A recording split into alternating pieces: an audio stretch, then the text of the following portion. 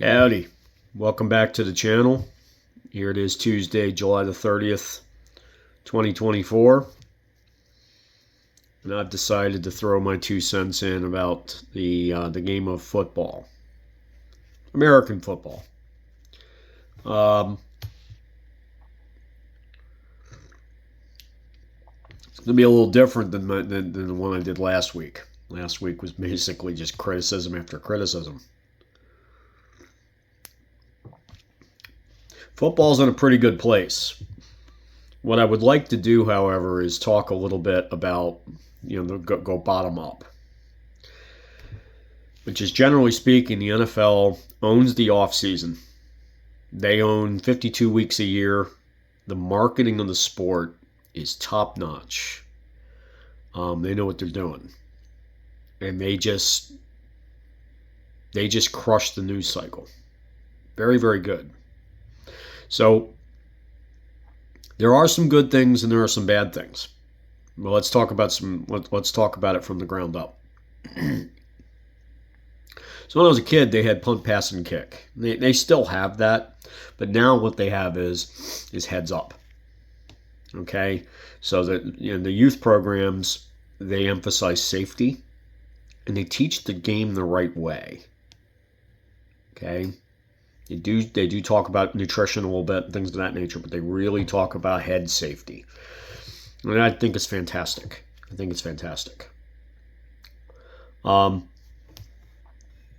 go into disadvantaged communities. They go into middle class communities. They don't really they don't play racism favorites or go towards just black areas or white areas or whatever. They get that game in front of everyone that they possibly can. They go into the schools, they go into the community centers. They do a really nice job with it. And they're teaching them at an appropriate age the appropriate skill sets, which is excellent.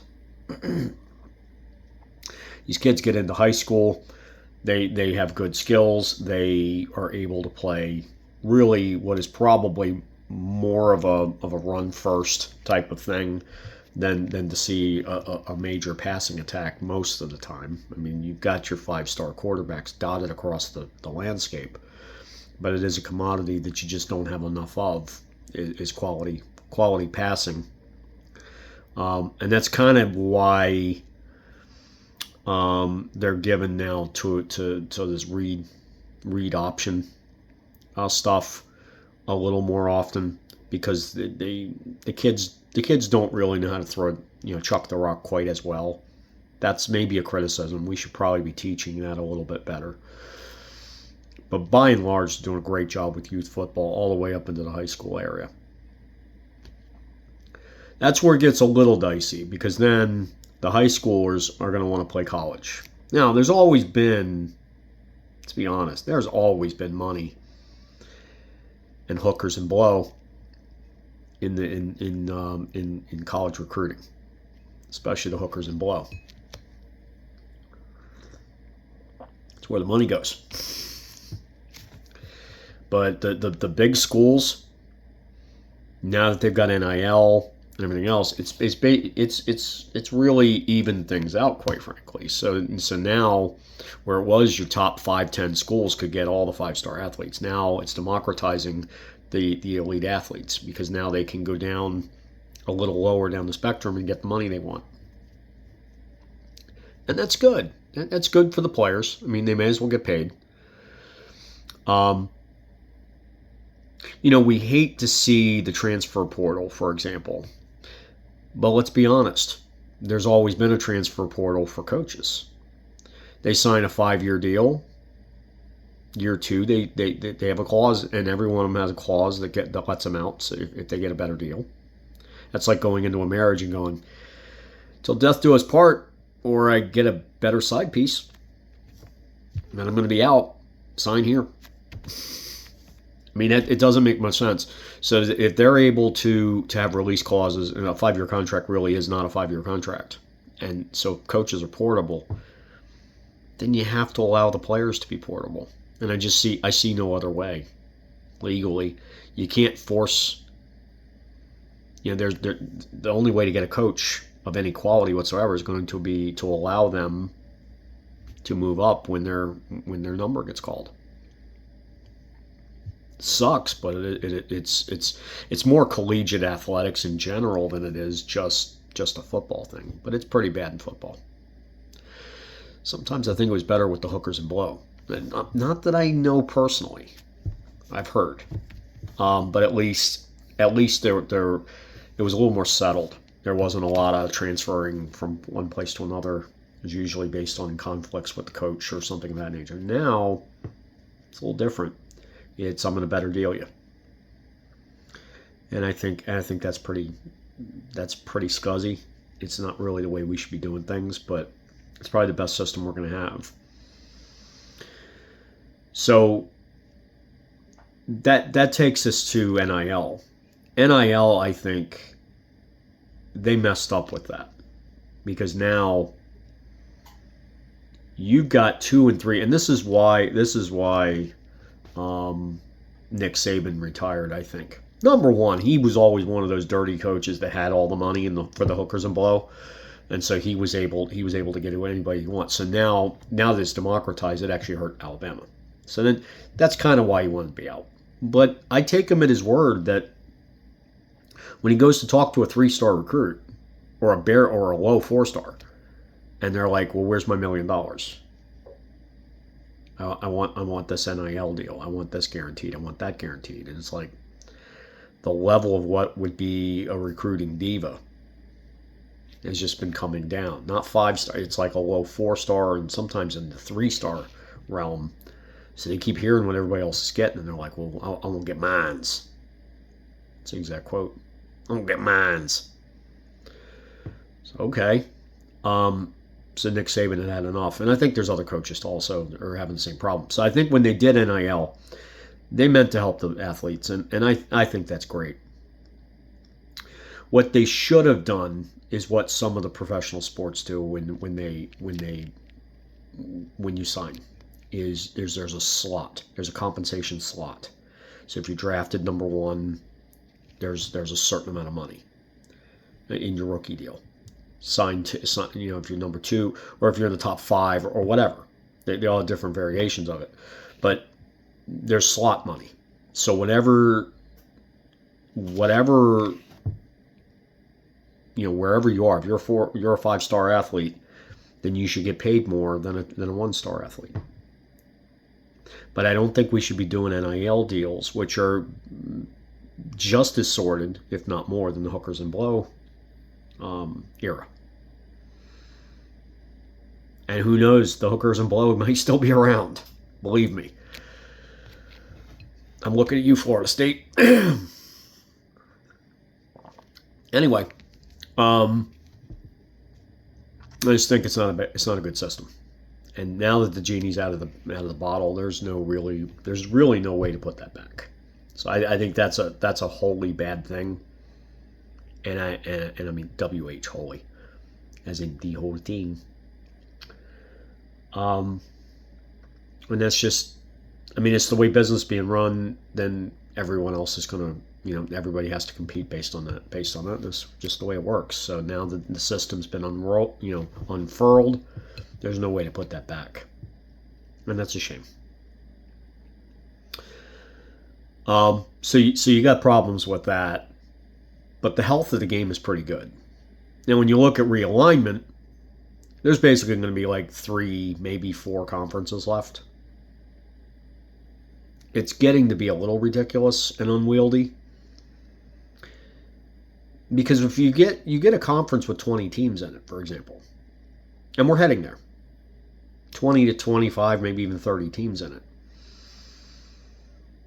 you can't play everybody. So now the competitive balance is based on a schedule maker to a great degree.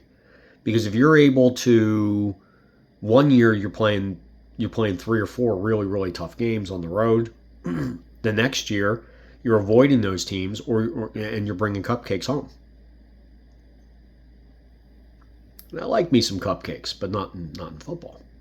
I think there's magic in the conference setup where you're going to play everybody, right? I think there's something to that, because then you know who the better teams are. You can have a quite fraudulent undefeated team when your conference is so large and unwieldy that you're only playing half the team. You're only able to play half the teams in your schedule that are even if you split it up into two or three. It couldn't be three, but if you split it up into two, like the Big Ten is, or the Big 70 or whatever it's going to be, you still don't get to play everybody. So one team could end up running the table because they play a bunch of cupcakes. You play a couple of top 5 teams, losing the final minute on one of them, win the other one. You don't even go to the conference championship game. It's so this realignment stuff is all driven by money, but the problem is the competitive balance is getting screwed up. With the 12-team playoff, you're probably going to end up with more of a team playoff, because you're going to start seeing more and more teams. The more these conferences congeal together, you're going to see more and more of these teams on the outside looking in, simply because of the way the schedule makers arranged it. Not that they're doing it on purpose or anything like that. That's not how I mean it. But if you don't have the right schedule set up for that year, somebody else runs the table. You had a hard schedule, they didn't. It doesn't matter. So now you need a number of wild card picks. And so if you're going to have 4, 5, 6, spots for champions of each conference, you're going to have a number of wild card teams because of this. Because you've made the conferences too large. And they're going to get bigger from here. The only football school that can sit on its own is Notre Dame. I had a very good friend of mine over the weekend. We all got together, and we were talking about Pitt. And here's an excellent example. They're in the ACC. The ACC ain't going to make it. You're going to have some of them are going to go into the Big Ten. Some of them, the northern ones, and I think your southern ones are going to go in the SEC. When it's all said and done, it may take the next 3, 4, 5 years or 5 months. I don't know, but you can't survive. You can't. You literally can't. So the ACC will be gone. So because of that, the recruits that the head coach at Pitt is able to get. He could basically get, every once in a while, he could get a really good quarterback, and he did. And then he graduated. He's in the NFL now. Now what's he got? So every once in a while he makes it rain, and he gets a 4 or 5-star recruit at quarterback. Okay. Now what are you going to do with that? So Kenny Pickett throws to who? You don't have the skill athletes. You don't have the depth of a roster, because they don't play on Saturday nights or Friday nights. They play Saturday at noon because they're in the ACC, because they're not under the bright lights of the SEC and the Big Ten. Even the Pac-12 had to die.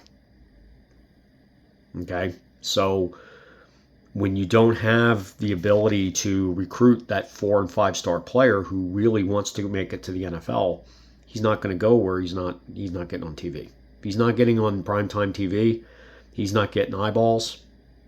He's going to perceive, at least he's going to perceive, it may not even be true, but he's going to perceive that he has no chance of getting from a place like Pitt up to the show. So that destroys programs like that. So they can be very, very good. They can be good, solid, beat all the mid-majors. But that's all they're ever going to do, because they can't get the athletes. Now, flash forward for a second. Let's say Pitt gets in the Big Ten. They've got in-state rivals. They've got Penn State. They got Rutgers over in Jersey. They got the University of Maryland. You got geographic rivals now in your conference. Now you're in a conference with huge TV money. Okay, and now you're going to talk to players that want to talk to you.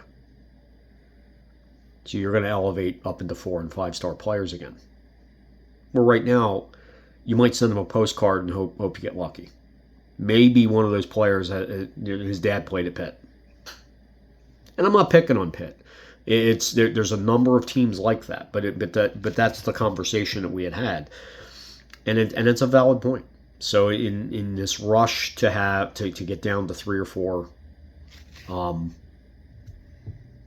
conferences, basically, the only one that can stand on its own is Notre Dame. They're overrated as all heck, but they've got the money. They can hold out. They've got the donor base. They've got the number of people, the number of powerful people that are in the alumni associations, all that stuff. Nobody else has that. Maybe the Naval Academy and Army and stuff like that. Yeah, but that's not where the elite athletes are going. So eventually Notre Dame will have to pick a side, and not pick pick one sport or a second sport or just 2 or 3. They're going to have to jump into a conference and stay there. I think if Notre Dame was smart, they'd get in the Big Ten before too long, before they close the exit, before they close the gates. But they don't have to. Places like Pitt do. Okay, unless they want to kind of drift down into what we used to be called Division II, right? Or 1AA. It's had all kinds of things. But you might be where you're playing Villanova or Towson University down in Maryland. And I don't think that's what Pitt deserves. So again, not picking on them. It's just a perfect case study because they're in what used to be an elite conference and is now a conference that is a dead man walking. And that's one of the problems with the collegiate game. All right, so then you get up into the pros. The pros are doing it right. I think they're doing a lot of things right. Like I said, they own the media. They're all over. They're all over TV. They're all over everything. I mean, if you had, let's say you had come from outer space and you wanted to see what the national pastime is, you would assume it's football. You just would. They say baseball is, but they would call it football because they're just like, it's everywhere, dude. And it's played in absolute cathedrals. I mean, Oriole Park at Camden Yards, the new Yankee Stadium, Truist Field. These are beautiful ballparks. Now go see SoFi. Go see Jerry's World. Not that they're ever going to win anything. They got a nice stadium. Jerry. But they have beautiful cathedrals they play these games in. They're larger stadium. They're just beautiful. You would think, with all the opulence and everything, that this is America's pastime. So they're doing really good things as far as that's concerned.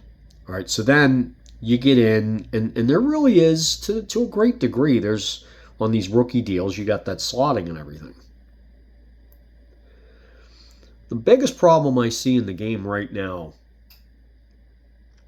is selfishness. Okay? We just had Jordan Love come out. He held a clipboard for 3 years. And he watched an MVP play at a very high level who was also selfish. Everything's me. And only won one Super Bowl because of it. Because he took all the money. He had to be a top quarterback. Not the president of the Tom Brady fan club. You will never, ever see me sitting here licking his boots, okay? But that man was never, ever the number one paid quarterback. He's the best. The reason is because he made sure, and he would say this, I want the cheddar spread on my line. I want the cheddar spread on my skill athletes, my receivers, my running back, whatever. Spread some of that money you should be giving me. I'll take less if they get it. When he walked in that locker room, respect.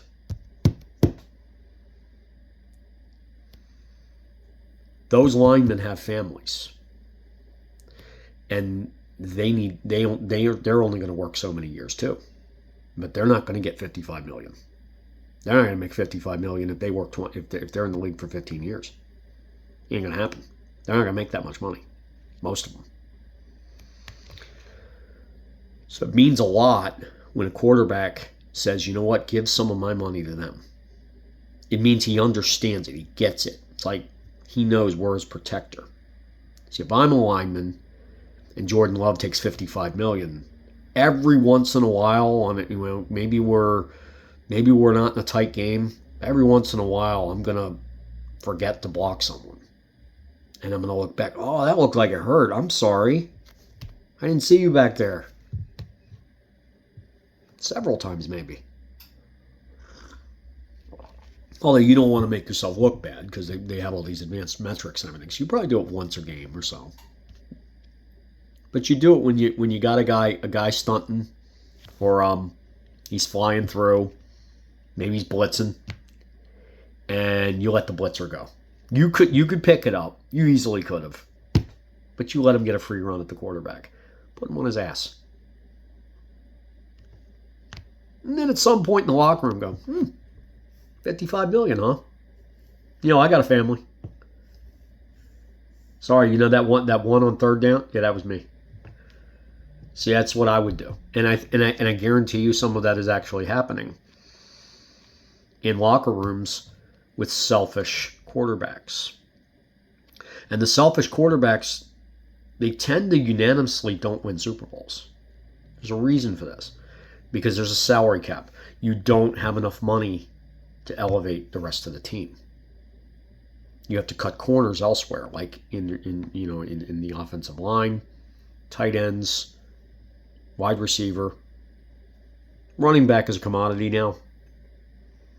You're really not going to pay for a running back. They're very disposable. They're 2 to 3 year rentals now. And I mean, believe me, if I saw another Barry Sanders come out, and I'm a GM, I'm going to pay the guy and I'm going to keep him. I'm going to keep him happy, but there really isn't any of that anymore.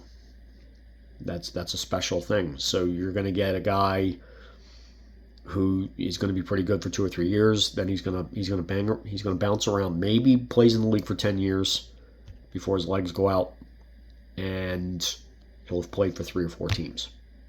And that's just with the life of a running back. But it's a throwing league now, so you really have to pay your receivers, your tight end, and you got to pay your line. And see these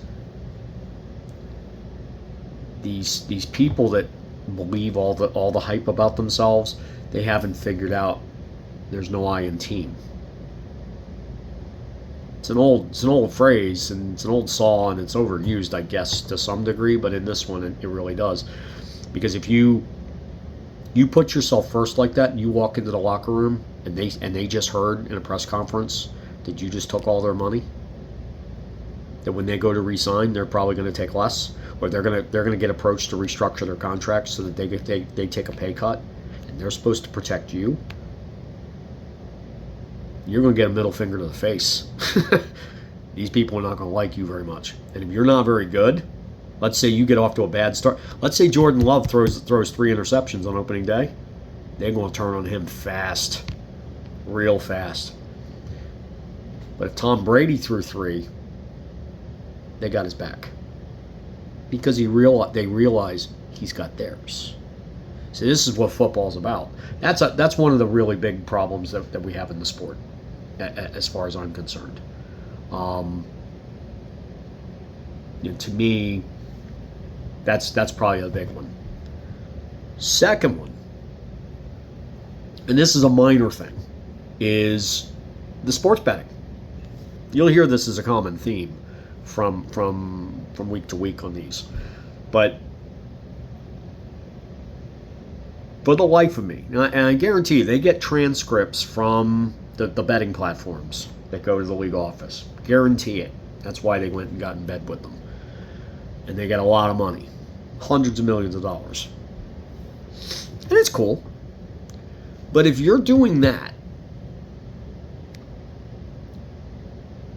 there should not be a suspension for a player who bets for his own team to win. Ever. They're just saying zero tolerance for betting at all. No. Can't bet on football at all. No.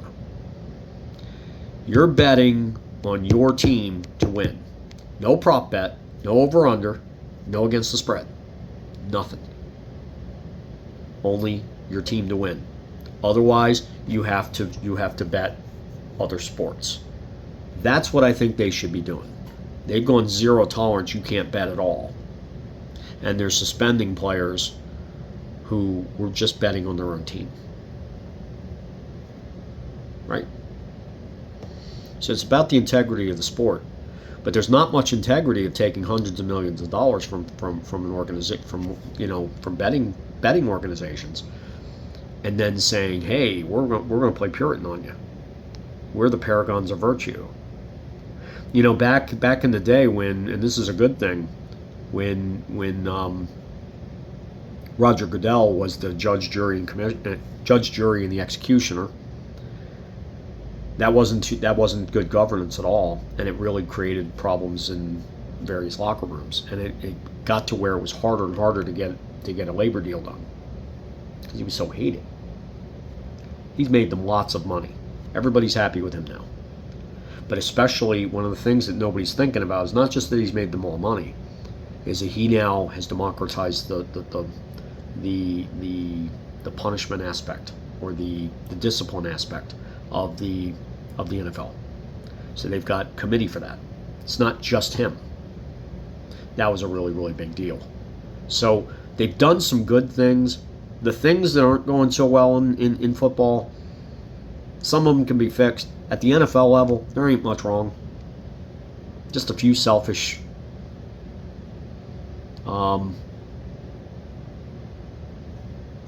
people. And by the way, I don't think Aaron Rodgers wins a ring in New York because it's his nature to make it all about him. I don't think he's capable. Okay, he may be a good teammate on game day, but you're a teammate 365 days of the year, and he is one selfish SOB. And that doesn't play well. Do they really have such a roster to overcome that? I don't think they do. So, good luck to them. I just don't see it. I think your more selfless people are going to make, your Josh Allens and people of that nature. They get paid, but they don't get paid all they're worth. He's a generational talent. So, no, you don't have to get the number one. You don't have to be the number one paid guy just because you're the next one up. MVPs and GOATs should make more. But isn't it funny that those are the guys that typically give some of their money away in the first place? If you look at the top 5, quarterback contracts right now, especially after this offseason, it's absurd. It's like upside down cake. So I'm reaching to find some negatives, but there's a few. But the NFL is in strong hands. Football in general is in very strong hands. It's probably the sport I'm going to be the most complimentary of the North American sports. So, good going. May they be strong. May we have a very nice season to come, which I'm looking forward to. And once again, I will leave it at that. Please like, comment, subscribe, hit the ringy dingy, say all. Make sure you get the digital goodness up in your inbox. And please share it far and wide to people that can use quality content of this type. Below average as it is. And I will be back with you next week. See ya.